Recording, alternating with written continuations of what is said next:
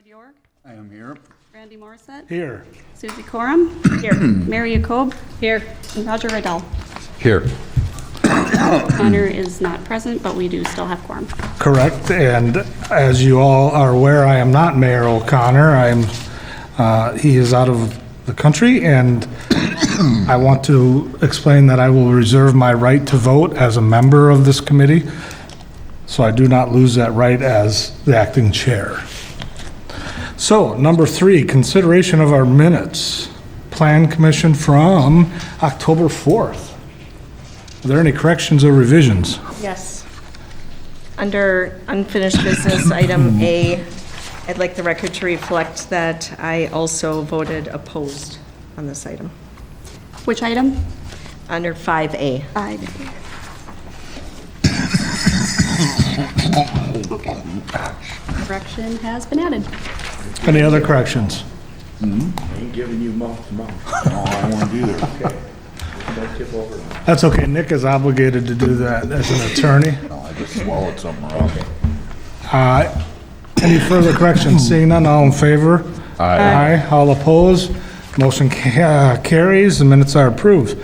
Now we'll move into the public hearing part of our meeting, and the public hearing is on 4A, the conditional use permit for drive-through operation at 1313 Cooley Road at Mike's Standard.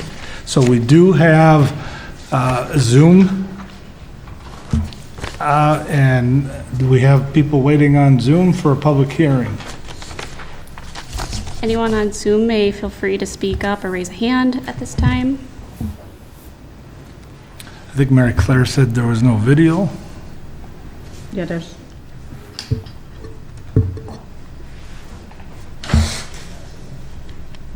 You got it? Technical difficulties, folks. Well, you can see it now. Okay. We'll work on it. Does anybody on Zoom have a comment on the public hearing? Okay, anybody in the audience have anything? If you want to address the committee, come to the podium. Mark, go ahead. State your name and address for the record as it states on the podium. Mark Putman, Putman Planning and Design, working for Dave Owen. Mark, I'm wondering if you might want to wait till the next item, because it's part of your, this is the public hearing part of it. Oh, okay. All right, fine. Yeah, Betty. Clarification, I mean, what is the public hearing for? Is it for a certain item? It is for 1313 Cooley Road Car Wash Drive, the CUP hearing for Mike Standard. Is there any public comment? One more time. Any public comment? I move to close the hearing being no public comment. One more public comment. Oh, I thought there was 3. 3, no. Excuse me. Moved and seconded by Fred and Mary. All those in favor? Aye. Aye. All opposed? Public hearing is closed. Item 4B, discussion on the conditional use permit for drive-through operation 1313 Cooley Road, Mike Standard. All right, so Dave Alwyn is looking to improve his existing repair garage and convenience store at 1313 Cooley Road to include an automatic single automobile car wash and an eat-in drive-through coffee and sandwich shop. Now, the concept plans for the building expansion were approved by the Planning Commission at its October 4th meeting, and at this time, staff are awaiting the final plans, so that's why this is just a discussion item and not an actionable item at this time. But the Planning Commission still can feel free to discuss the item with the designer, Mark Putman. So any comments, or if Mark, if you Mark would want. like to come to the podium and present, Now you can. He may feel free. I know you get excited at these. Anybody have any questions right off the bat before Mark starts? Nope. Nope. Okay. Want to hear what he has to say?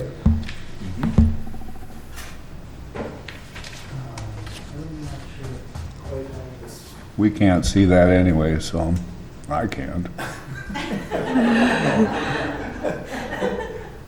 Okay. Well, it's pretty small. I mean, You got it in your pen. I've got it in my folder. You're good. Because You're good. Thank you again, Mark Putman. I'm a landscape architect working for Dave Alwyn, Mike's Standard. And what we're here for primarily on the discussion side of things is to be specific with regard to two specific items that were raised in the staff report. And while we did provide copies at the last meeting, which you had no time to read, by the way, two of the main items had to do with review from both the planning staff as well as the city engineer. And particularly, it had to do with, in general, from the city engineer standpoint, whether or not we did a thorough job to investigate how the configuration of an amendment to an existing building, an existing property to improve it, was done. And I have some graphics to demonstrate. It's old news. It's old news to Dave, but I'll go through that quickly. And then the other item had to do with a particular two items, must be one item and two items, had to do with where the parking can occur. And if the specifics of the city ordinances with regard to new construction is applied to a 1958, bless his heart, service station, we could not build what we proposed. And we did a little bit of exploration into how common that circumstance is in the face of the comprehensive plan that recommended basically giving incentive to investing in Ward Avenue commercial work, 1313 on, a little bit west and east. So with that, I'll show those displays and sit down unless you've got some questions. So, particularly with regard to the parking,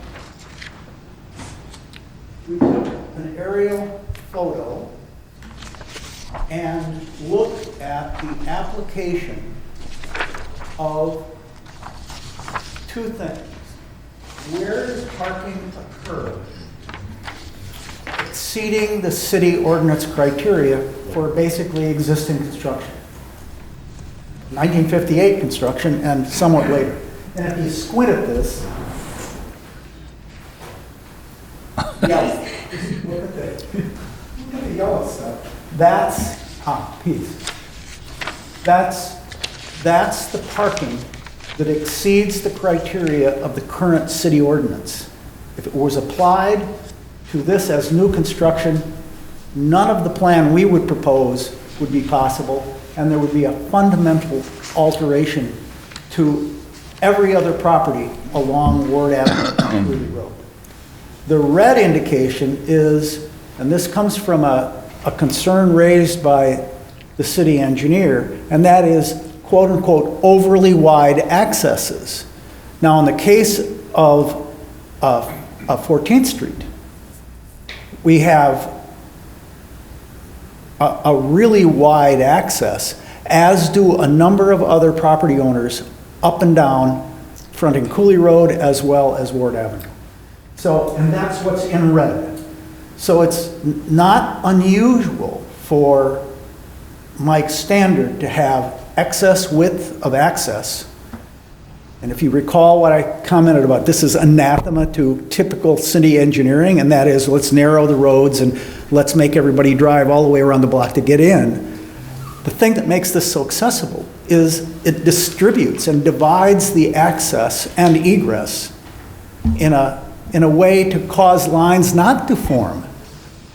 Anyway, with regard to that, so that's what this yellow and the red stuff is, and I'll provide copies to all of you for that. I have enough copies for you. So Mark, to clarify, you're asking the question of the Plan Commission about the city engineer's concern about the overly wide entrance and exits. That was one thing. Yep. The other thing he raised was, under the ordinance, you can't put parking. You can't use your property for parking that is inside a 10-foot setback from the property line. Right. Yikes. That would make what we've proposed not possible. It would make what Mike's currently doing not.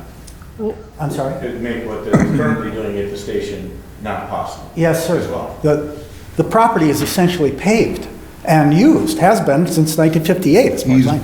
He's parked cars that are finished up right to the property line, to the western property there. He's done it since inception. Right. Yeah, Okay. only 63 years or something like that. A long time.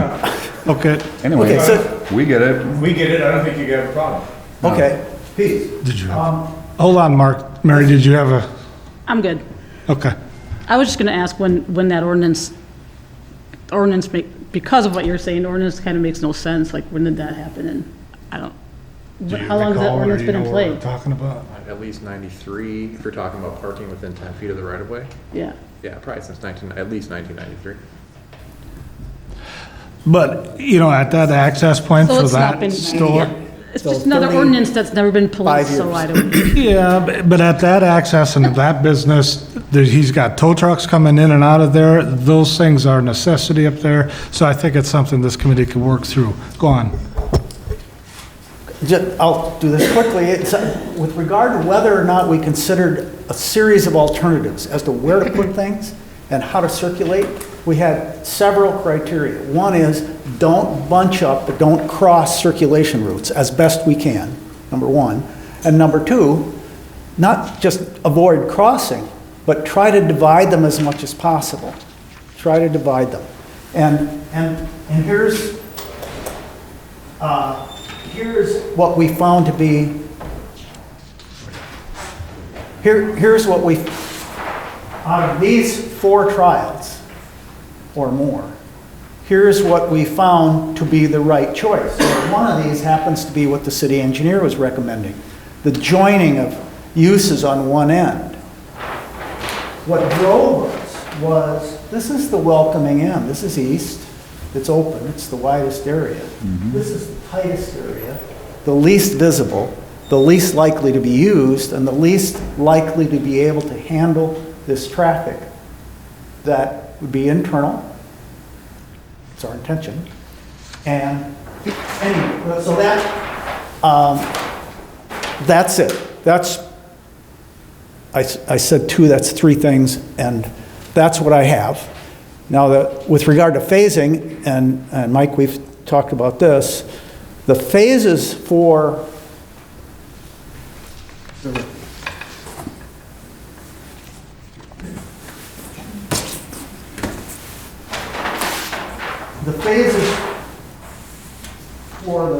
for the project,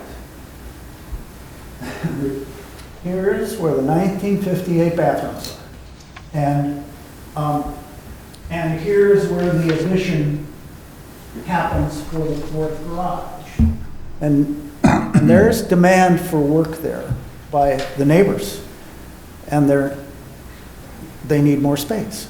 So anyway, that's the business of changing the existing garage with 2-low garage and so forth, garage door, to add the garage door and add that extra space.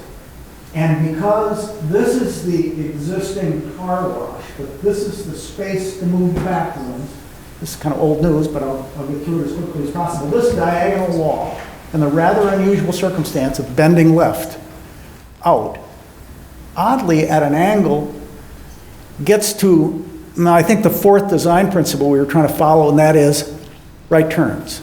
Do as many right turns as possible for everyone. Every user ideally would be using right turns because they're the safest.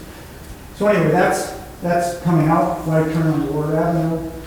And so this would be phase 1, you get the car wash working, and the roofs are integral for the 2 garages. So it's all connected. So we do the roof, we get the car wash going, Dave's got some money down to try to control the cost of what I believe is a stratospheric price for a car wash, but that's what it takes to have the best there is. So anyway, that's where we are, and at some point, Mike, you're advising this, and I think you might have a concern about traffic and so forth, to address the coffee shop. But one last point, Dave brought up some recent legislation coming down the pike with regard to helping to fund electric car chargers. And because we know what they call fast charges aren't so fast, you end up seeing in some criteria and some of the legislation and regulation heading this way that those would have a need for a place the people that, while they're having their car charged, to sit down, someplace not in their car, waiting for the charging to occur. And that's one of the reasons why we think this coffee shop, however big it is, and a rather small drive-through, and we completely understand the need for controlling and not allowing jamming up traffic. Mike, we've talked about this. I get it. So anyway, that's where we end up with phasing.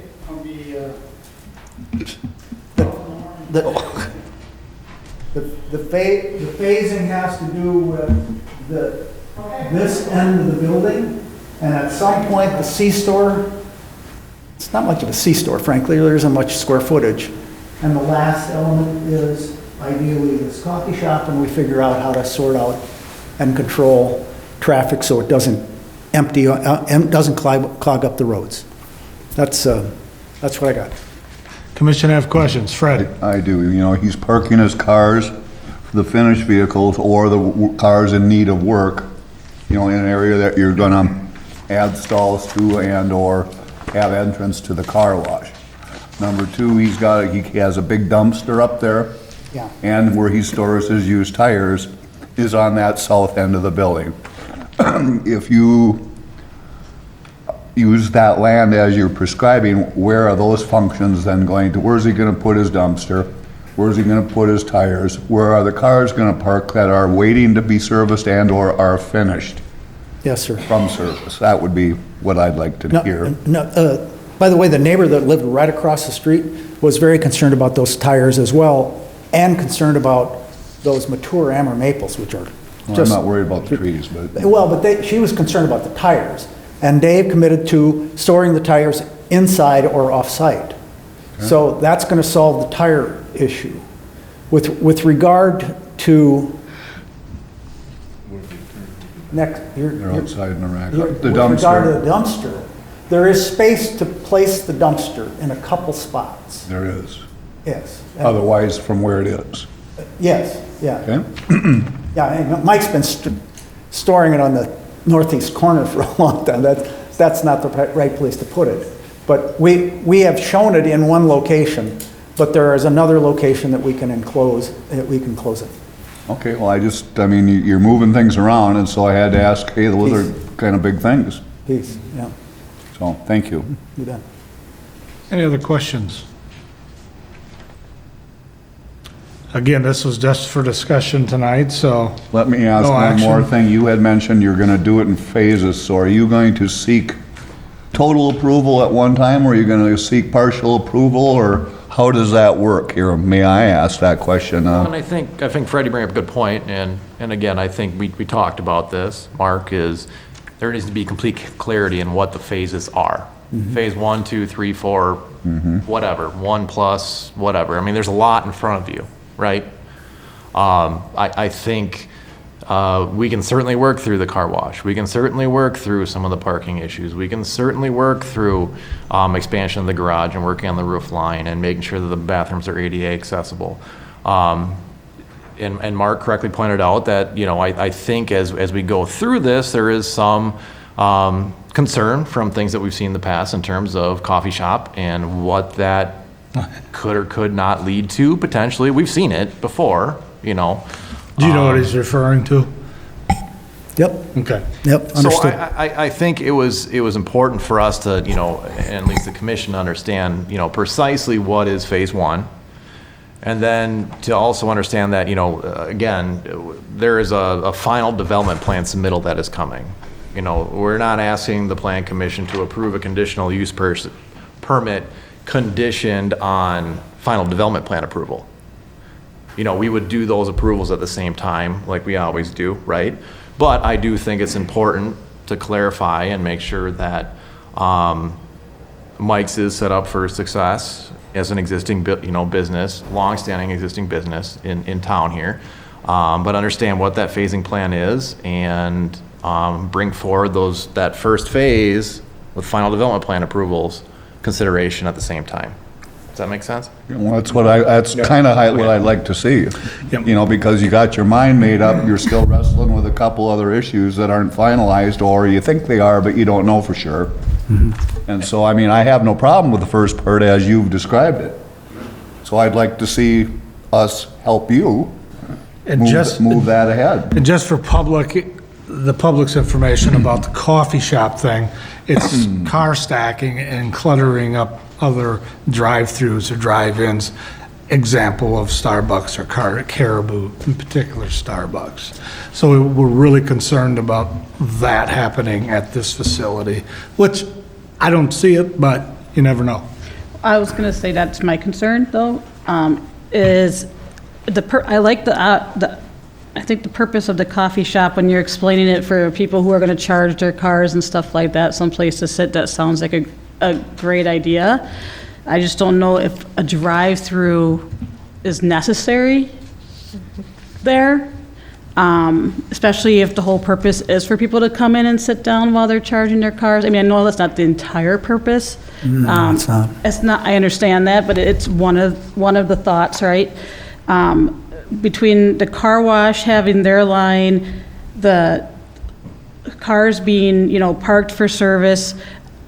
Fred brings up a good point with the tires. It's nice that he's going to take them off-site or store them inside. However, I hope that's actually can continue. It's a great start when you first start a place, right? Oh, we're going to do this. We're going to take care of this as it gets busier and busier. Oh, we'll just leave one tire here for now. Oh, we'll just leave 2 tires here for now. It happens. It happened up on the hill with another property that we have that's somewhat cleaned up now, where things just started getting let out and about.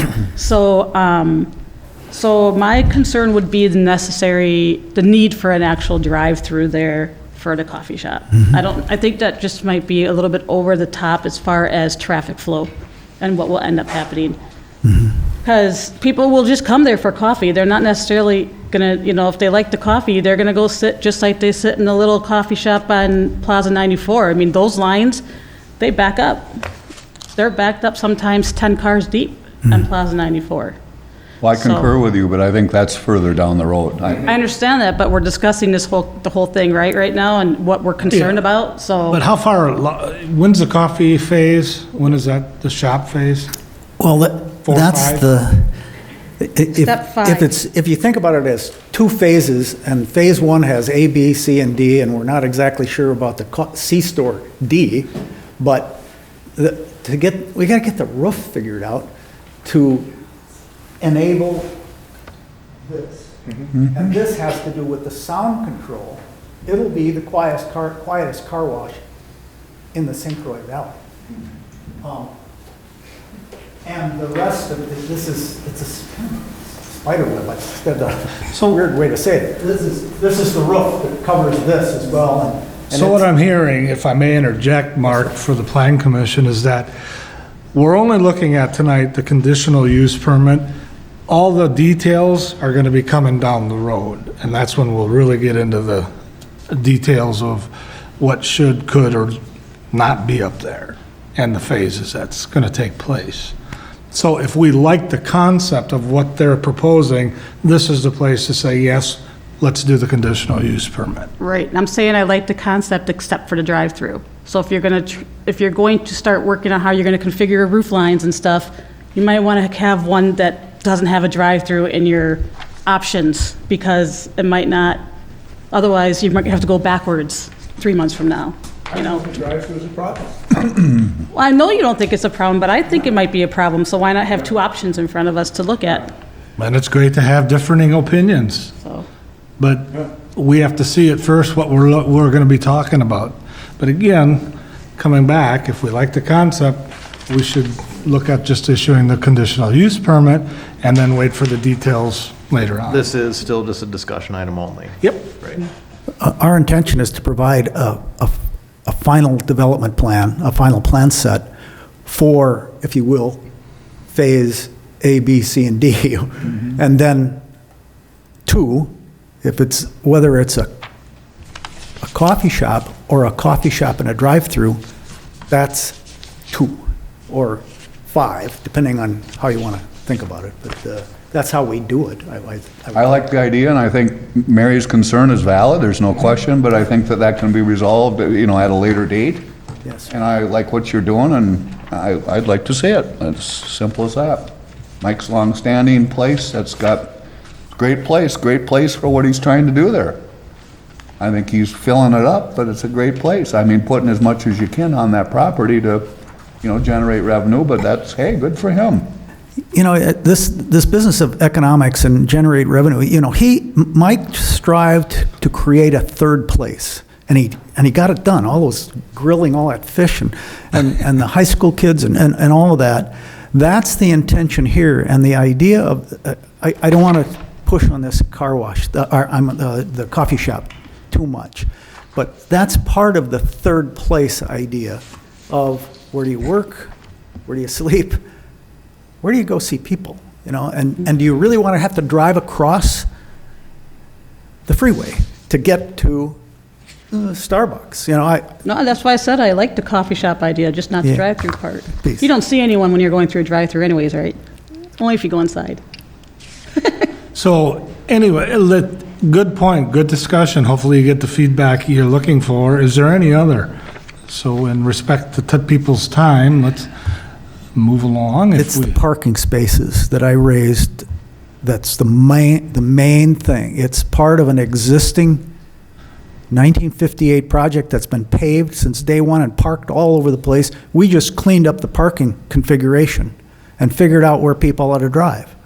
We hope that that is okay and integral with your vote. That part I think is fine. Like, I think it's been like everyone said, he's been doing that forever, like. Yeah. Well, there's been no definition of the street line per se on that east side because his lot's so open. I mean, Mike's lot's been open, so you almost consider part of his lot as part of the street. I mean, all the way back to Ward Avenue, when you really think about it. Yeah. And so Those are the curb. Is there actually a curb and gutter there? I'm sorry. Is there actually a curb and gutter I there? don't 'Cause think I so. I don't think there is either. I don't think so. No, on 14th. No. I think it No, is. there isn't. No. No, there isn't. So, I mean, I guess for somebody to draw the line, we'll say, well, here's where it is. Maybe curb and gutter then is warranted or something like that to, you know, make a delineation or something. But like, I'm still not against it. I think that's nice to be able to cut in. It does. Short, It is. you know, from having to go out and, you know, go up and do a bunch of things. And I mean, people have done it for years and, I mean, if we look back at the number of accidents and everything that's occurred up at that intersection, I'm gonna say that there's none. None. And Some are so, best left round. right, I mean, there's no issue. Yeah. There just is no issue. So, you know, both Mike has done an outstanding job with his facility, and Elwin is going to do the same thing, due diligence, and address the concerns that this commission and council will have. Yes. Are there any other questions that anybody wants to express at this point? So good discussion. If you've got any, feel free to reach out to staff, and they can disseminate the information, or Well, I'll get with Mike and we'll sort out the drawings. yeah. But thank you, Mark. Thank Come you. back in phases, please, Yes, sir. or projected. I realize nothing's carved in stone, but thank you. Thank you. Number 5, presentations. We're moving on to 5A, presentation, introduction to the City of Hudson zoning code update. So as everyone's likely aware by this point, we, the city, have hired Cedar Core to assist us with reviewing and revising our zoning code so that it correlates with the goals of the comprehensive plan that was recently completed. Bob Colson and Josh Miller from Cedar Core here tonight to give an introductory overview kind of what this project will entail, as well as what specific subsections with our code we can expect to see some revisions in. So with that, I will hand over the microphone to you both. First, I want to ask, did everybody read it page to page? It's kind of a joke. It's actually a smaller one than I thought. Very good. I don't know if you're able to, this is for the USB, if you're able to project that, or are they going to see that on there? I believe, are they working on getting it? Jeff, can you get that projected? It should be up. It's through the USB, not the HDMI.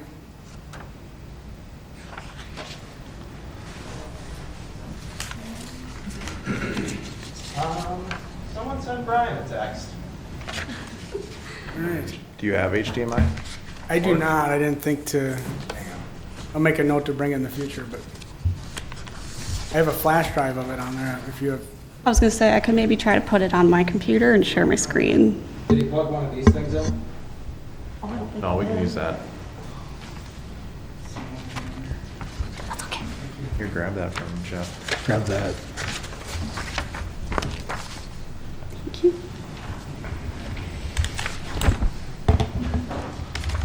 Jeff, do you want that from the podium or from Tiffany's computer? Let's try podium first. Hey. If that doesn't work, we'll try Tiffany's. Tiffany, let's put that on the podium first.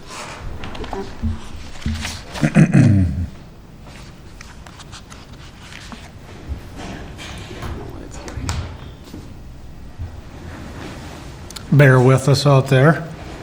Technical difficulties.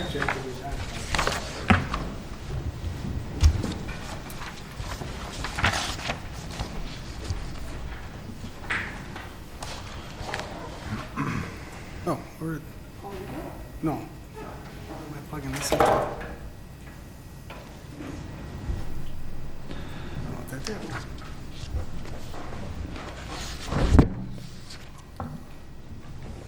It said something on my computer. Is this? Okay.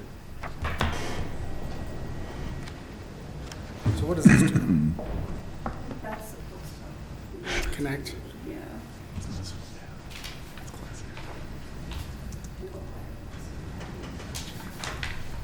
There. That's it?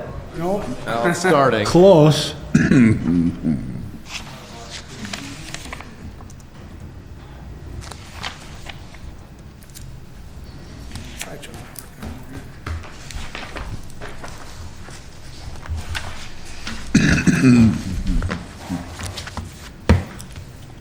Yeah, how do you stay awake reading all your briefs? You don't. We can just, My wife reads books at this rate. Read all day. if you want to use it from there, that would be fine. I can just tell you to, Put the pedal to the metal. yeah. Is it up? It doesn't seem to work. Yeah. Hold tight, Fred.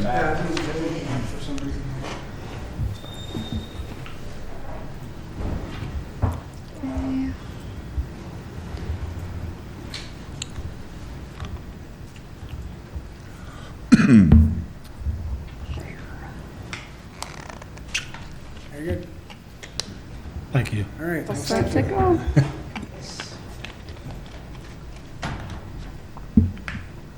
All right. Well, sorry for the delay. This isn't going to be that great of a presentation for that much of a build-out. Just to start off, my name is Josh Miller. I'm a senior planner with Cedar Corporation. And I'm Bob Colson, also senior planner at Cedar Corporation, so. We're very thankful to be here tonight and to work with the city of Hudson on this project. I've worked both in the private and public sector, so has Bob. Previously, before my stint at Cedar Corporation, I was the Development Services Director for the city of Marshfield. And I went through this process on the government side of things. So I went through and worked with a consultant to rewrite the zoning code in one of my first years there. And Bob has done very similar work with the county. Yeah, I was with Dunn County, the zoning administrator and planner for Dunn County, and we went through a comprehensive rewrite at the county as well. So Josh and I have both seen this process and been part of this process, and so we're happy to be working with the city on this. Next slide, and next slide then, Tiffany. So what are we going to be working on? There's a lot of parts, moving parts to this process, and it's not just a simple zoning code update. We're doing a zoning code, a sign code, and a subdivision ordinance. We'll be looking at all of those things, but we really wanted to touch on what we're going to be focusing on throughout this course of time. And we're looking at about a 24-month process. We're hoping to be done quicker than that, but we've laid out a plan to do it within 24 months, and I think we'll exceed that or get done quicker. But so a couple things in the zoning code. So we're going to be looking at, assessing the zoning districts and bulk density requirements. So that includes, your setbacks, your height limitations, and things like that. We'll look at all of the districts for that to see if there's any changes that are necessary.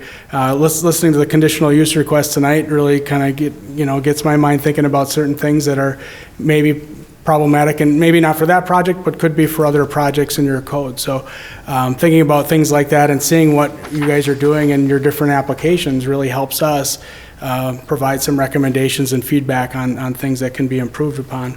Looking at your downtown overlay district, you do see that you do have a discussion, moratorium discussion later this evening about the downtown, so that we'll certainly be looking at that earlier on in the process.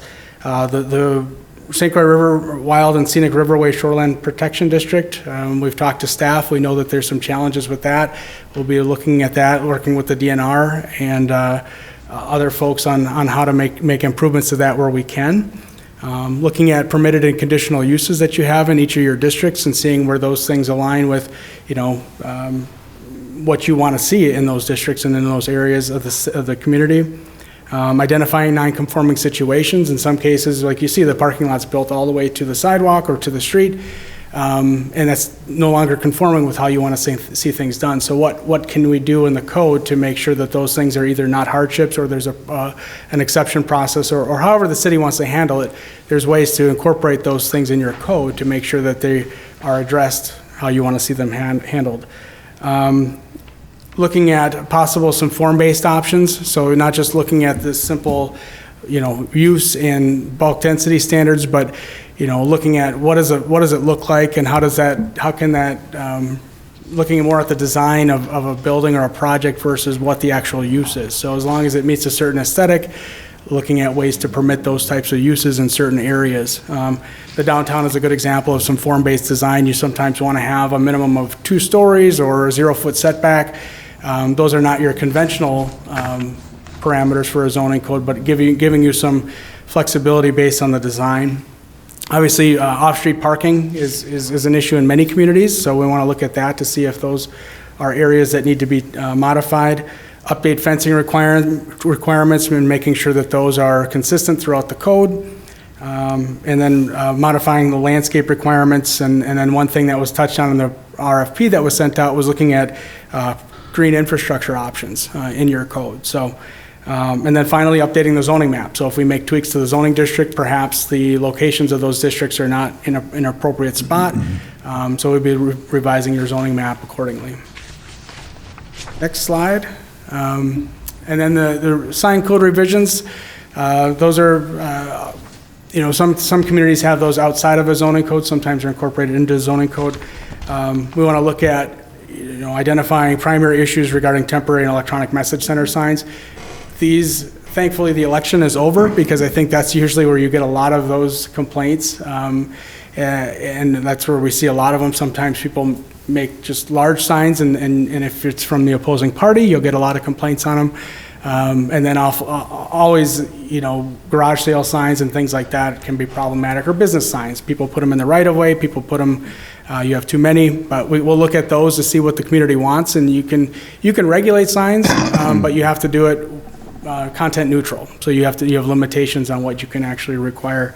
And so we would be making sure that your code is consistent with the Supreme Court requirements of content neutral standards. We want to make sure that the sign code is easy to understand for staff and as well as businesses. So ideally, businesses would be able to pick up your code and say, hey, I can figure this out. I don't need to take up all staff time to figure out what signs I can have. And, and make sure that any signs along the I-94 corridor are meeting DOT requirements and along State 35, things like that. And all of the codes that we want to do is we want to make sure that those things, the zoning code, sign, and subdivision are flexible, are easy for staff to follow, and also easy for the residents and business owners, because that's really, they're the ones that use it. But a lot of times, people want to come in to get a conditional use permit. That's the only one they're going to do in their lifetime. They may not do this all the time. Staff does this all the time, and it can be pretty intimidating for the average staff or average citizen to come in and get a rezoning request or a conditional use permit. That's not something they're used to. And so if they're told no, or they're told go back to the drawing board, it can make things challenging for them. And so we want to make sure that there's a workflow and a streamlined process to make sure that everybody understands what's going on. And of course, the subdivision ordinance, just obviously make sure that that's up to standard and that's consistent with the other codes that we're doing. And then, of course, making sure that it's consistent with the comprehensive plan. So I think you all know this, but the comprehensive plan, there has to be consistency for the official map and the zoning code and the subdivision ordinance and the shoreline wetland requirements. So we'll make sure that there's consistency there. A timeline, already touched on it, looking at a 24-month timeline. So we certainly anticipate being able to meet that, but obviously things change. Sometimes we might get bogged down in certain issues that need more time, and so we'll focus on those things as they come up. But I think 24 months gives us enough time to have that flexibility in the timeline and make sure that we get done and get the city a product that it wants. And then next slide. Then a big part of this process is public engagement, and we want to make sure that the residents, business owners, property owners are comfortable with the code or understand what we're doing. You're not doing this behind closed doors. This is a public meeting. We plan to have meetings with the Plan Commission, come here monthly and talk through different items on a monthly basis. We discussed about possibility of an ad hoc committee, but staff felt that it was, a Plan Commission directive. And I think that makes sense because ultimately you're going to be the ones voting on this. And if you understand what you're voting on throughout the process, rather than at the very end you get a 200, 300 page document and you have to try to digest it in a month, that's not very fair. So I think having the Plan Commission go through this process, yes, it's a long process, but we'll try to make it interesting and fun if we can. But we'll make sure that it's understandable and you guys will understand what you're adopting at the end. But part of it is a public engagement process, and by statute, you're really only required. You're required to send out notices to people that request it, and non-metallic mining require. Oh, that's for the comp plan. Sorry, but for people that request notices, you're required to send them notices. But ultimately, you have to have a public hearing to adopt it. But in talking to staff, I think you guys want to have more public engagement. You want to make sure that the public is aware of what's going on. So we'll work with them to have a landing page on your website. So we'll be able to post updates and drafts of things on the website. We'll work with them to make social media posts on a frequent basis. We'll be here monthly to work with you guys, you folks, starting January of 2023. Have open houses as we need to, and that gives people an open forum to come in and ask questions. We'll provide drafts, and then staff will be here, but your Cedar Corporation will be here to, answer questions if there's concerns about certain things in the draft. And then as we need to go through committees, we'll go through committees. If there's certain things that touch on beyond the Plan Commission, maybe it's Public Works or whatever, but if we have to go through certain committees, we'll do so. And then, of course, the public hearing with the Plan Commission, and then final ordinance adoption with the council. The next item. So as I said, we'll skip December because we got another meeting that's coming up pretty quickly, and we just wanted to come here tonight to introduce ourselves to you guys and kind of see. We'll observe this meeting, see how things are going with other projects you're working on, and then we'll be looking at getting into some of the elements of items that we'll be reviewing. So we'll be looking at the zoning code elements discussion, different parts of the code that are already in there, identifying trends that the area is seeing, review historic applications. Tiffany's done a great job of providing us some background information on some of the applications. You guys are very busy, so ideally there might be some ways if you see consistent conditional use requests going forward, maybe there's ways to make things that are administratively approved, and so there's not so many reviews, but you have certain criteria established. So if they meet the criteria, it can be blessed by staff, and so that might be an option. And then discuss initial plan findings as we go through. We'll be reviewing your comp plan, your other, downtown plan, and things like that to make sure that there's consistency there. And so we'll talk about those things as they come up. But yeah. I have one question for you. I mean, you guys are for hire, you're not from this area. It doesn't mean you don't know a little bit about Hudson, but, the one thing I want to caution you to or ask you to do is, we know what Hudson doesn't want to be, and everybody here in this room knows what they want Hudson to be. Nobody likes to see change, human nature. I would ask you to educate yourself very deeply as to what the community wants and needs for especially this downtown overlay district where we're getting hit with some big projects here that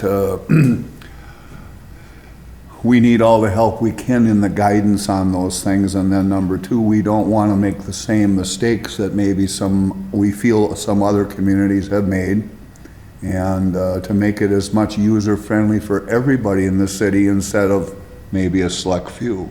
Sure. Well, I would ask you to come to us, with that legwork in mind and having done it, so you know what Hudson wants, hearing it from multiple sources. Yes, thank you. And then what we want to be on top of that. Now, I don't know who determines that, but I mean, we want, Hudson wants to be something, the River City, but we want it open and friendly to all. Easy access. I'm way ahead of myself in those comments, but I hope you see what I'm saying, is that being out of towners, it's tough for you to fill those shoes because you don't know the local circumstances other than immersing yourself into it and finding out. Yep. And I'm asking you to find out. Fred's running for mayor. No, I'm not. No, point well taken, and I certainly appreciate that, and we will do that. I think Hudson's a great community. I went to school in River Falls, so I have familiarity with it from however long ago that was, but, always very fond of the community and excited to get back here, with working with the city. And certainly, there's a lot of education for us, too. We have to learn, and like you said, we've read through some of the plan. We'll get a deep dive into some of that, but also pay attention to what's going on. And, Mike and Tiffany have been fantastic to work with. You got really good staff here, and we appreciate their input, and we will have constant communication with them as well. But if there's other engagement opportunities that this commission feels are necessary, we're certainly happy to undertake that and see what can we do to, because your vision might not be the same vision as another plan commission members, and it probably won't be. So we've got to find a happy medium. But understanding the history, understanding where you've been and where you want to go is going to be very important. Yes. So if I could just one follow-up, I think that's absolutely what's behind us wanting to work with the city is that over time, we're going to get to know the commission. We're going to be familiar, and we will have some open discussions about this stuff. And we'll work with your staff, and we'll work with the commission, and we'll work with the community in terms of understanding what these rules are. Because I think Josh and I both come from a viewpoint that the rules and regulations, A, they need to be easy to understand and easy to enforce, but B, they need to get at what it is that the city in this case really wants to become. And so I think that we will get a good working relationship with the city, with the commission, and certainly with staff, so that we can immerse ourselves and come to the table prepared with what's important for the city of Hudson. Pat? Yeah, I think our first responsibility is to not screw it up for the people who already live here. That have an investment in this community and are It's their homes, it's where they're raising their families, it's where they have their businesses, and to protect them and what they have, like you saw in the discussion earlier with Mike Standard, which has been there for all these years. I think everybody in this group comes at it from that perspective of trying to not screw it up for the people who live here. Well said. It's a big task, and hopefully this commission and the residents of Hudson, everybody involved will have an open mind. We all have our opinions, as you've both said. So, you know, what Hudson looks like. So we look forward to working with you, and thank you, and on we charge, right?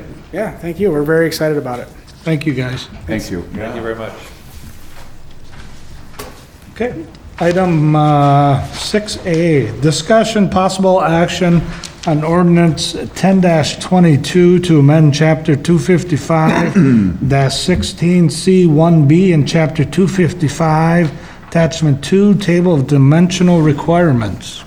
So speaking of zoning code updates, this item is in continuation of the discussion from our October 4th Plan Commission meeting, where the Plan Commission requested to postpone action on this code amendment so as to take time to further review the impacts of the code update to downtown.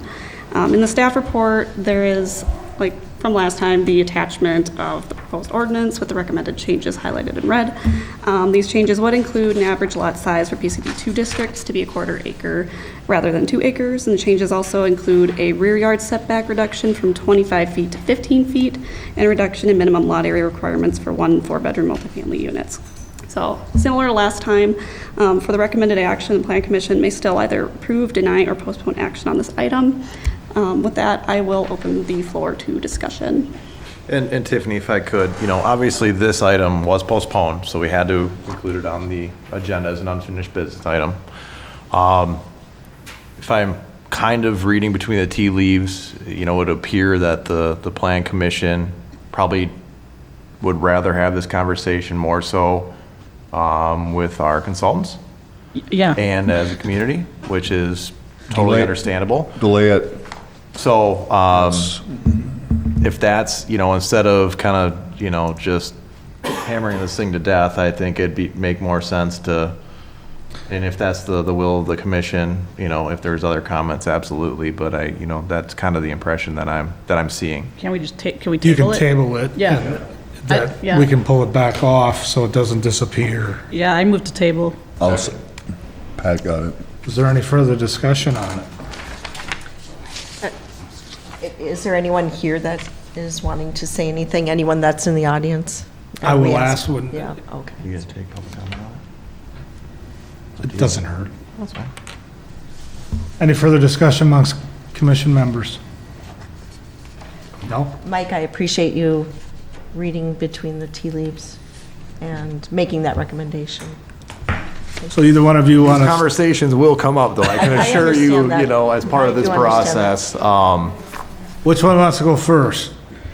Betty, state your name and address for the record, please, as What are we doing now? I just got elected, I guess. Betty Caruso, 1128 3rd Street, and I have to say I appreciate this motion. I think it's good to hold, and I really have to say I'm excited about hearing about what you're going to do with the zoning and the changes. I think it's a long time coming, and I think that having an overview of everything is going to be really essential and good for the city.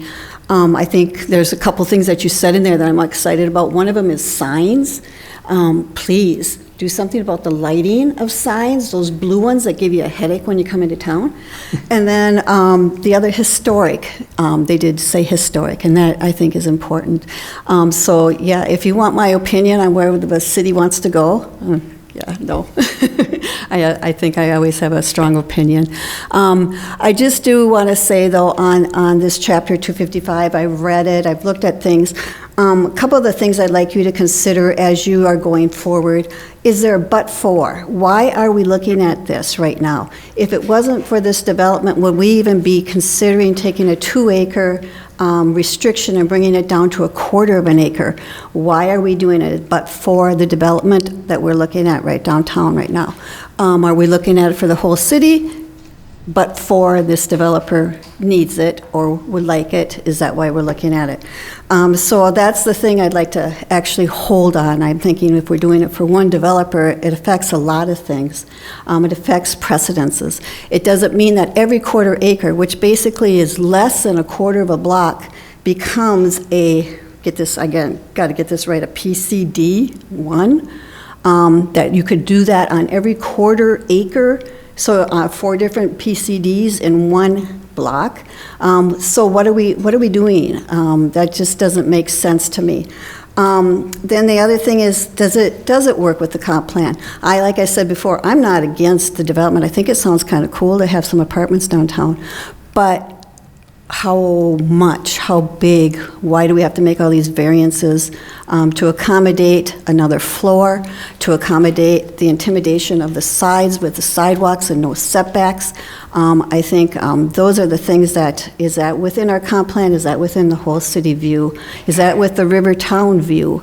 Like I said once before, is that when you're walking on the Dyke Road and you're looking into the city, what do you want to see? You want to see a Rivertown. You don't want to see, I'm sorry, but Valley Cartage, that ugly building that's down there, right on the sidewalk, which is very intimidating. So, but seeing what they did with the North Lake building, very cool, keeping with the historic value. So I'm really appreciative of you guys holding and maybe taking a look at those things. And I guess that's all I have to say at this point, but that I appreciate that you did hold on it, and that's it. Thanks, Betty. Thank you. Jeannie, are you guys?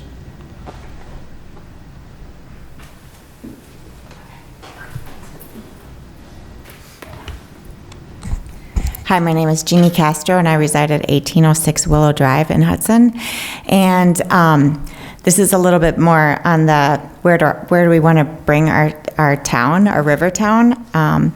And I was at the school board meeting yesterday, and what we have been doing is kind of outsourcing, like, we need lower income housing or affordable housing in order to keep our schools. So by building these high rises and things that kind of like don't invite those families into our communities, we're losing a lot of the rich quality that we have in Hudson with the small schools and the community and the river town and our kids, playing or running around downtown and feeling comfortable with our kids, just hanging out in town. So I want to encourage us to keep within our city Rivertown feel with the height, even have variances where you can't go higher than the building that's already existing, because then you're taking away someone else's air rights or views. Or I was talking to Barbara Butler earlier today, and we're all like getting ready for the Christmas home tour, which is huge, and people come here because of the charm and because of the community. And they own the brewery right directly across from the bank, and that they're planning like a rooftop garden or patio, and that would directly affect their views and their businesses. So I think we really do need to keep in mind businesses that are existing and the quality of life in Hudson when we're making these building and zoning choices. That's all. Thank you. Thanks, Jeannie. Anybody else? Hi, I'm Jillian Newis Opatz. I live in Stone Pine, but I also own 5 buildings downtown here in Hudson. I just want to speak a little bit about this code that keeps getting brought up and the changes. I'm I love the idea of having other developers come in and build and bring in new ideas and that change and helping to support the retailers that we have downtown. In speaking to my retailers, there are concerns that when we start changing this code, we're changing the heart and the soul of our downtown. I have approximately 30 businesses in my buildings, and I have spoken to the majority of them on this issue. Codes in the downtown Hudson are here to keep our heart and soul, the same unique, beautiful, locally owned and supported environment. We've had many parking problems. Retailers seem to get neglected with some of the issues that they bring up, but we don't have any problems with some of the other things that are going on. Excuse me, sorry. We want to make sure that we're helping our retailers because they really are the heart of this downtown community. We want to support them as much as we possibly can. Bringing in a lot of the larger apartments is actually not going to help as much as people think that it should. And changing this code specifically, this chapter 255-16, it's just opening a Pandora's box is what it's really doing. When we do it for one developer, then we're doing it for all the developers. And that's going to actually change that heart and soul that, that the retailers have been fighting so hard to maintain. I'm trying to read some of the comments that have come back to me. Changing this code is going to cut off the lifeline of the whole, of who Hudson really is and the core beliefs that we have protected. It's so important, especially now that we protect our heart and soul and maintain Hudson's integrity by not being pressured or bullied into being like other communities. Our retailers truly are and have abided by this concept and have defined the true meaning of community by maintaining the codes we have. Thank you. Any other comments briefly? I had a chance to talk with quite a few of the business owners downtown, and I'll just add to what Jillian shared here. Specifically, the retailers, it was good for me to have this conversation with a lot. I spoke with a lot of people. I took at least 3 separate days and spent a few hours down there each time talking with local business owners, and a recurring message that I heard from them was that the retailers, now this is aside from the other business owners down there, the attorneys, the dentists, IT, whatever's down there, specifically the retailers who, most of them have over 6 figures worth of product in their stores. They spend their probably nearly 7 days a week in their businesses. They've got their blood, sweat, and tears into their businesses. I heard them say many times individually, they don't feel the support from the city. They don't feel like the city is supporting them as retailers. And as retailers, they have invested their entire lives into their stores. They want to be heard. I think that we would have had more people here this evening, except that we do have the tour of homes this week. And pretty much all of those retailers are in homes right now preparing for the event that's taking place. So I think it's important for you to be able to hear from them as well. And they know that they're competing with probably Stillwater's their biggest competition. And Stillwater offers a lot. That they've really gotten things together in the last 10 years over in Stillwater. And people want to come here for a reason, and they want more reasons to come here. The retailers want them to have more reasons to come here. So I just wanted to share the comments that I did hear from those business owners downtown. Thank you. Thanks. Any other questions, comments? Well, I think that's good, Susie. I really do. But I would also like to know, like, what those things are specifically, in terms of, and we can talk about it offline. Yeah, I would say the number one thing is parking. Parking's a huge issue for them. And the idea of more residential coming into downtown does not make them feel like that is going to make our parking situation any better whatsoever. That was a very, very big issue for them, so. I just want to know what, like if, Yeah, and I do expect you probably will over time start hearing from more people specifically to share their thoughts. and we have retailer on at least 2 on the Downtown Parking Utility Commission, plus restaurants, electeds too. I mean, it's good to hear that feedback. I think it's valuable. So, thank you. Okay. We didn't vote on that, did we? No. No, got a motion. So it was moved and seconded, to table this, so. Table it, correct. Yep. So all in favor? Aye. All opposed? Motion carries. We'll table it until it's due time to talk about it again. Thanks, Mike. Under 7A, new business, discussion possible action on certificate of compliance to operate a long-term dwelling, multiple use in B2 general commercial zoning district at the American Inn. Yes. So the applicant and owner of American has submitted a certificate of compliance to permit room 123 in the existing hotel to house their family long-term. The hotel room has been retrofitted to accommodate this long-term use. Meanwhile, the rest of the hotel is still planned to be owned and operated as a hotel. Staff does recommend approving the certificate of compliance with the listed conditions, but floor is open if anyone has any comments. Any questions?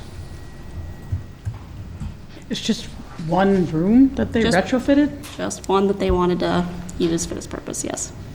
It's not unusual in the industry for owner-operators live in property, No, I'm just shocked it's just one room. small. Yeah. I'll move to approve, or I make a motion to approve this. Second. Moved and seconded. Fred and Pat. Any further discussion? Seeing none, all in favor? Aye. All opposed? Motion carries. Thank you. 7B, discussion possible action on recommending the common council set a public hearing date for a zoning map amendment from RM-1 multiple family residential to R2, two-family residential at 1531 and 1535 Namacoggin Street, Team Johnson Real Estate. The Team Johnson has provided a rezoning application to rezone their 2 parcels that they'd recently acquired from a neighboring condo to their south. They platted it out, or certified surveyed, mapped it, subdivided, so to speak, into 2 separate lots, but they're to be used as 0 lot line twin homes. Therefore, they would like to, I guess in this case, downzone from an RM1 multiple family to an R2 two-family to accommodate that. The reason being because of setback restrictions with RM1 districts. They're pretty intense as far as front, rear, and side yards, and so that's why they would like to downzone it. And this is just for approving the public But yes, hearing. this is just setting the public hearing date. So moved. Second. Moved by Mary, second by Roger. All in favor? Aye. All opposed? Motion carries. Thank you. 7C, discussion possible action on forwarding a recommendation to the Common Council to set a public hearing for rezoning at St. Croix County Tax Parcel 020-1087-80001 from AR Agricultural Residential to RM1 Multiple Family Residential and Comprehensive Plan Land Use Amendment from the General Commercial to Medium Density Residential. So as a recently annexed property into the city of Hudson, this parcel was brought in as AR Agriculture Residential per our processes of annexation. And to coincide with their development goals of a multifamily structure, the applicant has applied for rezoning to RM1 multiple family. Staff does recommend the Plan Commission forward a recommendation to council for setting a public hearing date. I so move. Second. Moved and seconded by Fred and Mary. Any further discussion? Seeing none, all in favor? Aye. All opposed?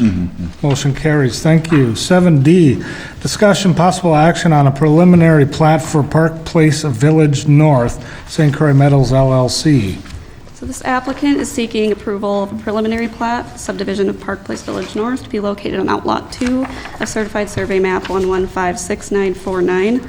This outlot is 22.311 acres in area and is proposed to be a planned residential district comprised of 49 residential lots, along with outlots 1 and 2 to serve as drainage, utility, and open space purposes.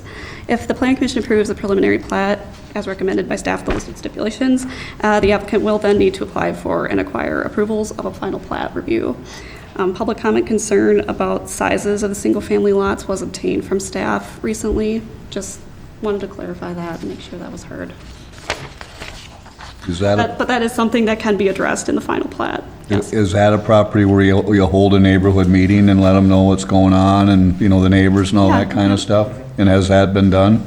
Yes, they have held a neighborhood meeting for this project, I believe in October. The reason I ask that question is I want to bring up the neighborhood meeting. I think that going forward, at least one person from the Plan Commission should be at those meetings, rather than, we're hearing it haphazardly as to what's been said and done at those things, and to get a feel and the pulse of it, and then to be the messenger back to us here. And I'm, hey, I'll volunteer for my share of the thing too, but I do think we should do that, because most of the time we just hear about them. We don't have a clue what happened at them or what's been said, these neighborhood meetings. Normally, staff is there, so. Staff No, is, I Staff understand. generally isn't there for those. Oh. It's prior to an application. Okay. I stand So- corrected. I will say, obviously, feel free to attend those meetings. If we know more about than- them. If we know about them, yeah. We do notify council when those meetings are, but we don't currently with Plan Commission, but we can certainly do that. I will advise, if you do plan on attending, that you notify staff, so if we do need to post for a quorum, that yeah. we do so, right? So if 4 of you show up, that can be a problem. So we're more than happy to send you those notices. Again, it's prior to an application. We do include the meeting minutes and notes in the packets. Okay. But yeah, just let us know, and we're happy to send that notice out. Are you not getting information, or you just think it'd be good for us, one of us, or how many of us, sit and listen to? Yeah, to find out what the real temperature is and then what the real subjects are. And I mean, everybody hears things differently. I mean, I hear it different from Mary and I hear it different from Susie. I mean, we don't all always understand it the same. And so I just think to have somebody here that's been there is only giving them a better fair shake at the whole thing. And then we're relying on better information. It's not that what you're doing is wrong at all. It's just maybe more communication than anything else. Do you feel you're getting enough on the issues? No. No, that's why he's asking for someone to sit there. I'm just glad we actually do these now. This was a new thing like 3 years Yeah. ago. Prior to that, there was none of this process. I know, So we were and I getting- understand that. Right, so, You're taking, I'm sorry, go ahead. go ahead, no, you're fine. You're taking the word of the developer to give you feedback on what was said at these, and then, that could be biased. No, that's part of what I mean, is if the developer's giving us the feedback, hey, wait a minute, that's not what we want.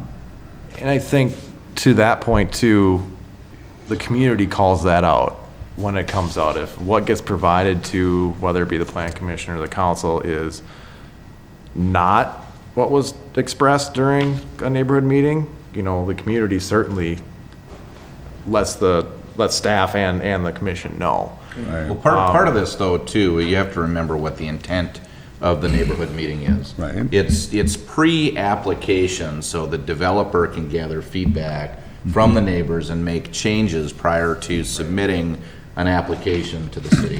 It also doesn't negate the fact that you have your public hearings before the Plan Commission, council, whomever has to hear or has the opportunity to hear those public hearings. But it was an effort back a few years ago to actually involve the public. Right. And to force some public discourse between applicants and the neighbors before the application actually got to you and to the city council. Well, again, yeah, we're trying to say, we never heard about that. We're trying to dispel that, get rid of that issue. Right. And I understand that. Well, anyway, I've sidetracked things here. I just wanted to say something about that. Good. Where are we? We have a motion on? We're looking for a motion. Motion has to be it. What's the motion for again? D, 7D we're on. the Park Place preliminary Village, plat. discussing preliminary plat That's approval. a pretty big, I'll move to approve. Yeah, I'll second that. Any further discussion? Seeing none, all in favor? Aye. Aye. All opposed? Motion carries. Fred, you really got us off there. sorry, It's a good one, though. sorry. 7E, discussion possible action on a zoning map amendment from PCD 1 Planned Commercial District to PRD 1 Planned Residential District, and a comprehensive plan amendment from general business to medium density residential on 22.311 acres of land legally described as Outlet 2 and a portion of Sharon Lane, CSM 1156949, St. Croix Meadows LLC. So in conjunction with the previous item now, St. Croix Meadows LLC is also seeking to rezone Outlot 2 to be a PRD 1 planned residential from PCD 1. What that pretty much entails is that there wouldn't be any commercial development, but it would all be restricted to residential uses, mainly in this case, single family is what they're proposing. I do know too, the density does have to meet certain restrictions, and that has to meet 6 units or less, which in our code definition is pretty much restricted to low-density, single-family housing, typical of an R1 district. The council is scheduled to hold a public hearing, though, on this item at their meeting next week on the 21st. Any public in the audience tonight that are here for this item, they're welcome to attend and provide comment at that time. But at this time, staff has not received any comments or questions specifically regarding the rezoning of the proposal. Like I said, previous item before with the preliminary plat we did, but not the rezoning in specifics. So as this is a rezoning, the Plan Commission may decide to either approve, deny, or postpone action on this item. Move to postpone? Or do we need to do it now? What's Why would it the postpone? what's the urgency? Why would we Well, you postpone? approved the other part, We did the other Yeah. parcel, so, the other part, yeah, same lot. Yeah. why would we? Yeah, I don't know that there's a reason to postpone. You approved the preliminary plat, platted as residential. Yeah. They're asking for a PRD, which allows for residential and the change from commercial. So it's certainly appropriate to recommend approval. If you want additional time, you could postpone, but I mean, it's a down zone. It's like it was only down, so I don't see the harm in it. No reason. and you've Right, approved the and there's a preliminary public, plat. Yeah. and there's a public hearing. I'll move to approve it. I'll second that. Okay, it's been moved in a, did you actually make a motion, Pat? Okay. Moved and seconded by Mary and Fred. Is there any further discussion? All in favor? Aye. All opposed? Motion carries. Thank you. 7F, discussion possible action on an ordinance to amend municipal code, chapter 255-69, extraterritorial zoning district. Tiffany, do you mind if Nick, do you just kind of want to kick this one off? Might be Yeah. helpful. Yep. From the ETZ and what that is or isn't, from a legal standpoint. Yeah, so the next two really relate to the city becoming a Class 3 city. And so presently, you have extraterritorial authority for 1.5 miles beyond your border, meaning that if there are developments that come to you from the towns, you have the authority to review and take action on them. Moving to a Class 3 city, as the city did a number of months ago, allows you to expand that jurisdiction to a 3-mile boundary as opposed to the 1.5-mile boundary. So it's staff's recommendation that we move forward and take that action. That being said, you have two components in your ordinance, one related to extraterritorial zoning, one related to extraterritorial plat authority. The courts in Wisconsin have really said that you don't have extraterritorial zoning authority. That being said, we're updating the code simply to update that distance, and then obviously you do have extraterritorial plat approval authority, and we want to make sure that gets updated in your code as well. So consistent with the Class 3 designation, that the city of Hudson now enjoys, we're recommending approval of both of these code amendments. I move to approve. Is there a second? We should take them one at a time as well. Well, that was on the first one, but That's all anyway. right, we have to have a motion to have discussion anyways. No, sorry. No, it's No, good. you can. Go ahead. The motion can be, and Yeah. I made the motion, is yes. there a second? Sure, yes. Moved and seconded by Fred and Pat. Any further discussion? Yeah, I have a lot of discussion, and I don't know, so I'm going through this experience right now with River Falls in the town of Troy, and it's been very frustrating to say the least, because expanding out 3 miles, I don't know, Tiffany, did everyone get to see, like, anyone else see this map that you sent me, or the blue map? Like, have you looked at this map to see where we're extending out? Well, I understand the purpose behind it. I understand why being a Class 3 city, all that stuff is great and all, but when you start getting down to the nitty gritty of developers who want to develop, of towns being able to make decisions on land that is still theirs, that they're still having, those tax dollars are still part of those towns, we're taking away that ability. So it can be a very controversial, this is very controversial in my opinion. I've made phone calls to the state already, and they are starting to open and look at it again a little more, because this is giving the city, doing this, it gives us all the authority over the town of Troy, a lot of the town of Troy and part of the town of Hudson now, to make decisions that are actually their tax base. I disagree with that. I think I can't say that word, but our process has been on that is to make us aware of it. And other than that, basically approve it unless somebody saw something drastically wrong with it. But we've never stuck our nose into their business per se, other than give it our magic wand of, okay, it's okay. And we've had an extraterritorial district forever. Right. And 1.5 miles where you can actually see us going out that far makes a little sense, but now we're going out 3 miles to areas where we're not going to go out 3 miles. But we're not going to tell them what to do either. Yeah, we say we're not going to tell them what to do, but eventually, at some point, you're not going to be here, you're not going to be here, we're not going to be, I mean, that's what happens. Well, I know how we've always done it, same way we've done it. That's why it never really crossed my mind until I've experienced what I've experienced. So now I'm seeing the other end of it. And if you look at the map, the town of Troy, River Falls has gone up 3 miles, Hudson's going down 3 miles. There's like this much of Troy that they actually have a say over for development. And now, when this happens, and I understand that that's maybe not our problem in some ways.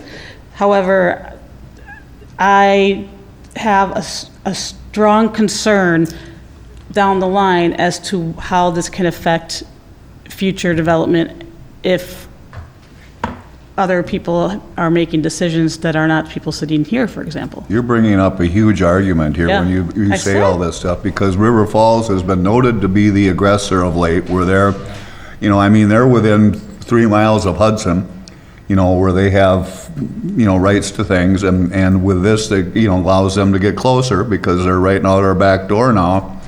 And I think. Yeah, I have their map right here. To protect Hudson, to adopt this would be a very smart move. Otherwise, these guys are gonna keep marching right at us. Well, they can't go beyond the 3 mile mark, right?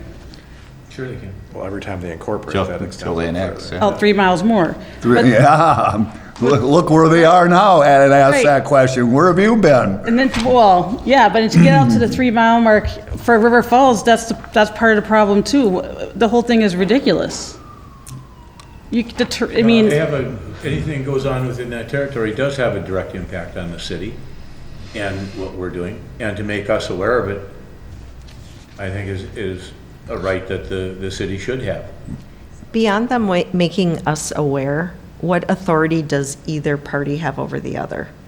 You have, with respect to plat authority, extraterritorial platting authority, any plats that are proposed within, whether it's the 1.5 or the 3 miles, you will have to approve. You currently have to approve a plat that's located within 1.5 miles of your boundaries.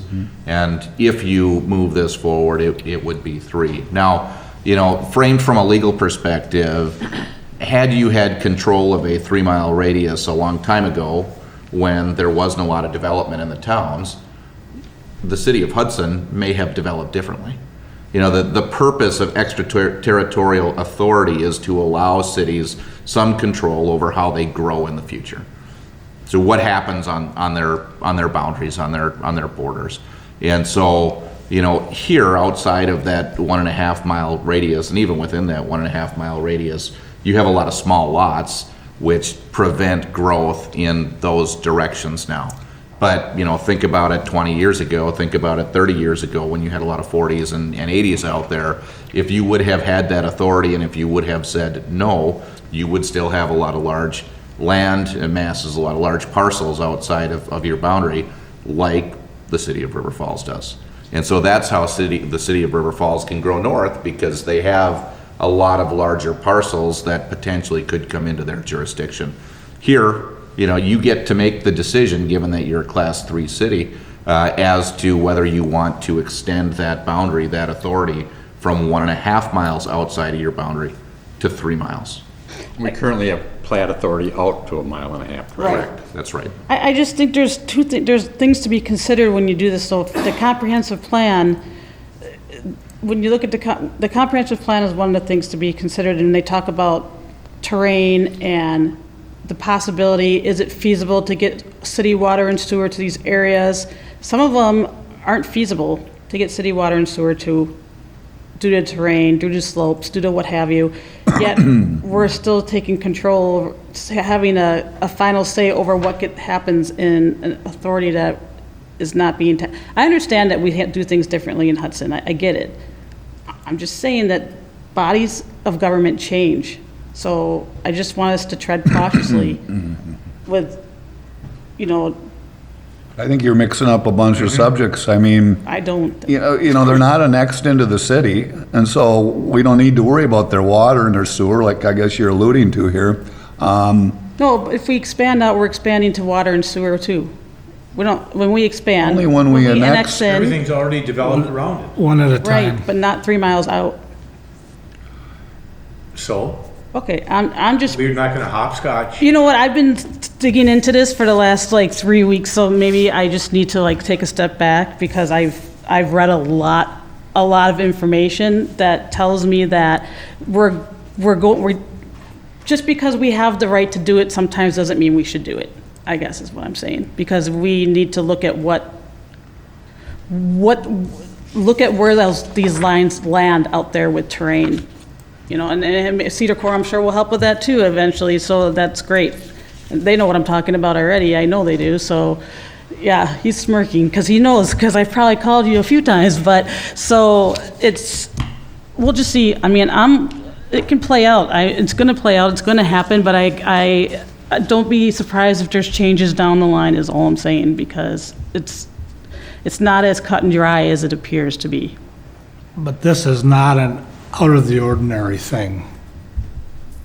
So. No, it's not, but there's already cities that have sued and won And we're in the state of doing- Wisconsin. We're doing as an overall protection of the city, future development. Right. Because we can't go north, we gotta go south or east. I'm just saying, there's been cities who've been sued and lost over it, Are you over aware? this. Well, I don't know what the particular issues were. The reason that this is before the Plan Commission is because you changed your status as a city. Right. And under state law, you have the authority to increase from 1.5 to 3. That's not in question. Right. So that's permitted. That's not going to put the city in a position of liability. Correct. So all we're doing is updating the ordinances for that purpose. How you choose to exercise that authority in the future is, that's a different question for a different day. That's my concern, and that's what I'm trying to just caution, that I understand how we've always done things, but we're not always going to be here. But remember, at the same time, and as you both are aware, we don't like to tie the next council hands. Yep. Is what you're getting at, but we can always change this ordinance. Yep. I'll move to approve. They already did. There's a motion on the table. Oh, there is one already? Yeah, it's been I'm moved and sorry. seconded. Just call the question. Is there any further discussion? See none, all in favor? Aye. Aye. Aye. All opposed? No, One? Do we do a roll call? we don't need a roll call. No. It was just me. Got it? Just Mary. I got it. Okay. All right, our next item. Lost track of that.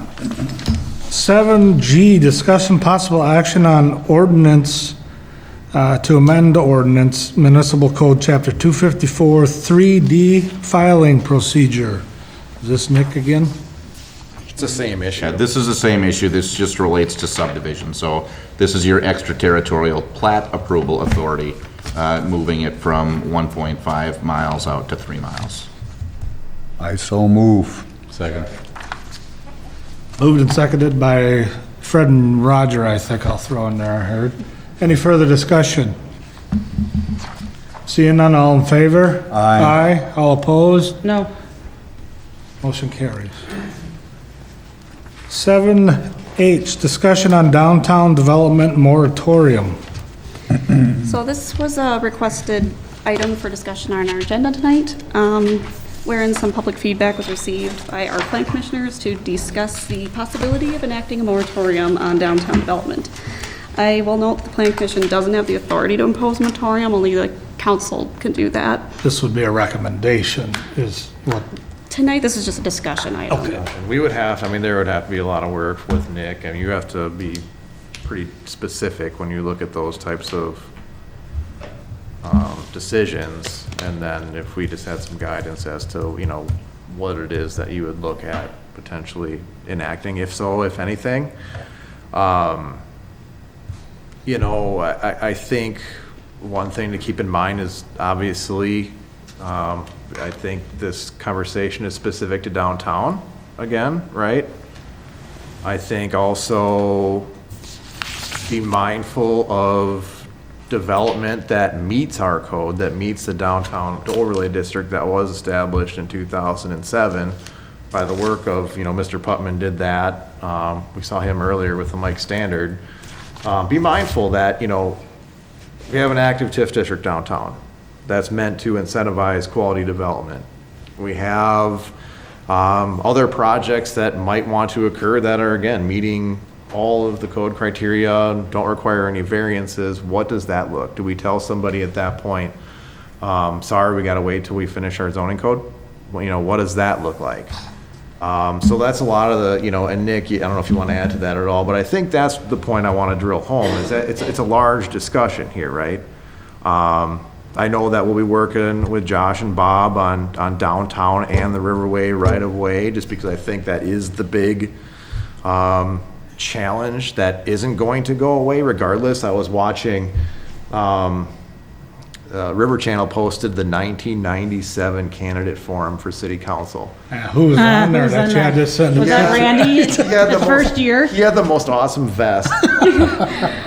But Had hair too. it was interesting. The same conversations we were having in 1997, and, you know, and I was young enough anymore, you know, it was parking and it was development downtown.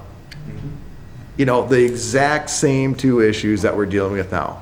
Not losing control of our downtown. Meanwhile, between 2000 and 2010, the city of Hudson grew by 40%. You know, there's a lot to process and think about there. So before, you know, as far as staff is concerned, I think we need to be, again, mindful and thoughtful of how this gets approached. And, you know, with that, Nick, I don't know if you want to add anything, but I found that was interesting. It was just like an hour before the meeting. I was in between, and I was like, oh, there's Randy from 1997 with lots more hair. Okay, move on. I'd like to make a comment if I Same could. best. Right. I would like to, noting that the city is spending 100 grand on having the zoning rewritten, why would we want to undermine that effort by not taking a pause Do we I mean, I don't know how long a pause we can take, but I would suggest that we do 6 months. I mean, I don't say 2 years, because I can't wait 2 years, and to make a developer wait 2 years is crazy too. Well, they're not gonna start building anything now till spring anyway. So if we impose something of, say, 6 months, that would be a true delay of about 2 months in the construction season. Not right now, supply chain difficulties, I'll tell you. Okay, then it's longer, then thank you. But anyway, I guess I'm for taking a pause. I don't know how to do it, but I don't want to go 2 years, but to go 6 months, I'd be all for it. Well, let me add, you're in the process of study right now. And do the zoning. The city's hired consultants. I don't know that I've heard anybody in the last 3 or 4 months say that they're unhappy with the current zoning downtown. You know, what they've said, what I've heard is the projects are larger than we might like, and they require variances, and we've heard your Board of Appeals say, we're not exactly sure what the council wants, and so they've denied variance requests. So, you know, in part, if you consider a moratorium, effectively what you're saying is, for a period of time, whatever time that is, we're not going to allow for any development. At the same time, as Mike said, you have an active TIF district where you're trying to incent development downtown. So you do have some conflicting policy considerations that you have to take up. That being said, you know, you have a process in place with Cedar Corp, with your consultants to work through, and I presume that priority number 1 is going to be the downtown district. You also, I think, probably want to retain control over decisions related to development, as opposed to just saying, no, we're not going to accept any applications. I think your process more appropriately should be to say, we're working with our consultants, and if your project falls within existing zoning, fine, we'll consider it. We still maintain complete control, and if it doesn't, well, you know, we're gonna defer to what our standards will look like in the future based upon the work that we're going to do with our consultants on the rewrite of the zoning code. So, while I appreciate the sort of the interest in a moratorium and the interest in saying, let's hit the pause button altogether, you know, it somewhat conflicts with what you have in terms of policy today, and it really takes away some control for, you know, those that might want to come into the district, take advantage of your TIF district, and follow your zoning as it exists in your code today. So, you know, that's kind of how you got a lot to think about, and Mike, as Mike said, it's a big discussion, because it's more than just saying, well, you know, we want Hudson to be one thing or another. It's really considering all the policies that you want to have in effect for development in your downtown district and elsewhere. But, you know, from my perspective, I'd rather see you retain more control than less, and really work closely with your consultants to develop this the way you want to moving forward. I just need a reminder. Is there a timeline on TIF district? Do we have it? Yes, there is. So a mixed-use district, which is what downtown is a 20-year lifespan. It's currently in year 3, 3 or 4, 3. Wow. And there are correct me if I'm wrong, developers and businesses that are part of that downtown. That would be penalized if we put a moratorium down there. Because there would be no activity in the TIF. They're the ones that have already been done, that there are development agreements with, those are still. But we wouldn't be allowed to use that TIF Right, district. you might have Project X that comes in and says, listen, I'm gonna do a 2-story mixed use, 3 apartments, the rest be whatever, or a hotel, or Yeah. whatever, things that people talk about as being, you know, potentially a desirable use downtown, then no. And your applications in process would not be penalized. They would continue to move forward. But anything that meets code would be a detriment for them. Correct. Because the TIF district wouldn't. Yeah, and anybody that came in with a plan or had a plan under the existing zoning code would not be able to proceed with that application if you Got it. had a moratorium in place. Yeah. Right. And I don't think that's the intent. I think the intent, at least as I understand it from talking with Mike and Tiffany, is to make sure that we're thinking forward about what downtown looks like, but not to stop all applications, to make sure that, projects aren't too big, that they fit with the code. You've already said tonight, we're not going to consider code amendments because we're going to work with our consultants on more of a holistic approach to revising the code, which is completely appropriate, and it's part of good planning. So, you've taken that step to say we like our code today, we're going to keep it as it exists today, and so you have the choice. Do you allow things to move forward under the code as they exist? Code is okay today. Today, well. But do you allow projects and applications to be submitted based on your current code, or do you say, we're not going to allow anything to be submitted or to be applied for because we're going to halt that and we're going to study the whole thing and then we're going to come back and at some point we'll open development in the city of Hudson again? And I don't want us to be looked at as if we're penalizing other folks moving into the community. I don't want to do that either. It's just, So I think, So if I'm hearing what you said, Nick, correctly, that, and I'll use the Gagnon building as the example. If they want to come in, they meet our existing code. They're asking for a variance though from that for the elevator tower being higher. Under what you just said, we would say no to that because we're deciding what to do with our zoning code and the changes we may or may not want to make to that going forward.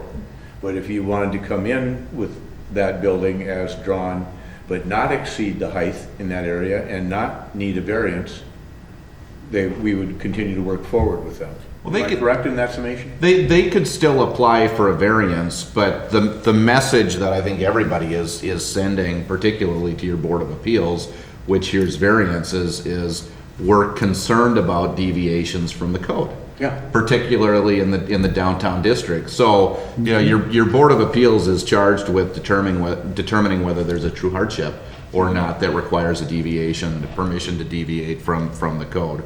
So, if somebody comes in with a proposal that's wildly different from what your code allows, I'm sure your Board of Appeals is gonna look at that and, have a lot of questions and be very reticent before approving variances. And that's kind of what we heard the last time around, when the Board of Appeals met to consider variances, and they said, we're not sure about what's being requested because it seems like it's too much. And they denied the variance requests. now, if correct me, we don't want to do it based on one project, because otherwise we're legally Of course. in trouble. So there has to be a pretty doggone good reason why we'd put a moratorium on. Yeah, and typically you impose a moratorium because you want to study a particular issue, you want to study a particular matter. And you could impose a moratorium because you're studying your zoning code. However, imposing a moratorium would say we're not taking applications.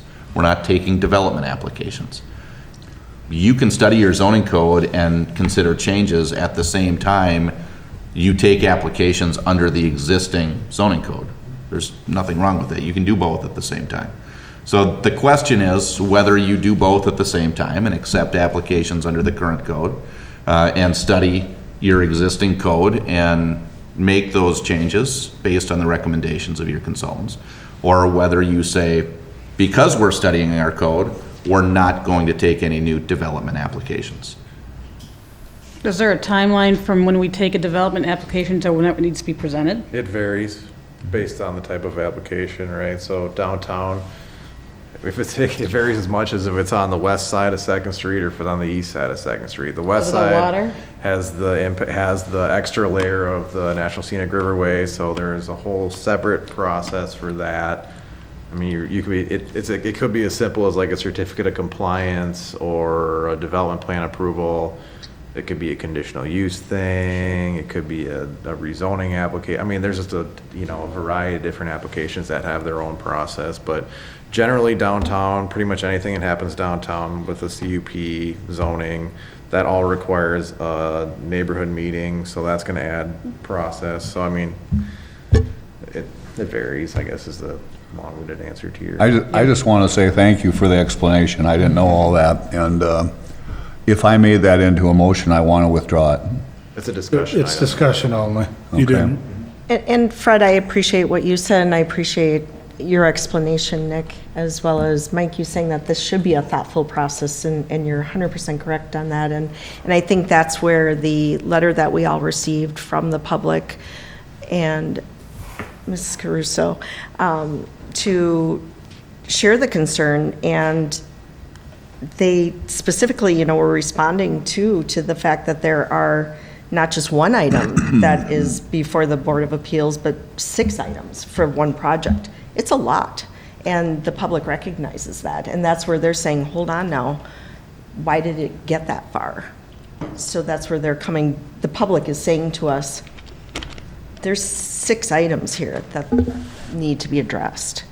So I also think Appreciate it. Thank you. we've come a long way in this discussion from the Board of Appeals not really knowing what the Plan Commission and the council wanted to do with respect to downtown projects and variance requests and whatnot. I think the discussion and the discourse that's happened over the course of the last couple of months has been very clear that we need to take a look at the downtown district, and we need to work with our consultants to figure out what makes sense.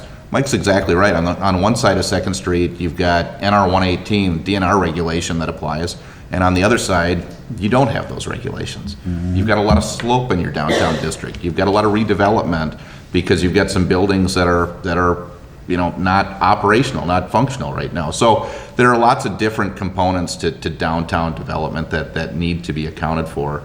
And I think the process that's going to be undertaken with Cedar Corp is going to be very And valuable. I think it needs to be a clear policy directive, both from the Plan Commission and the council, right? This is what we want for our community.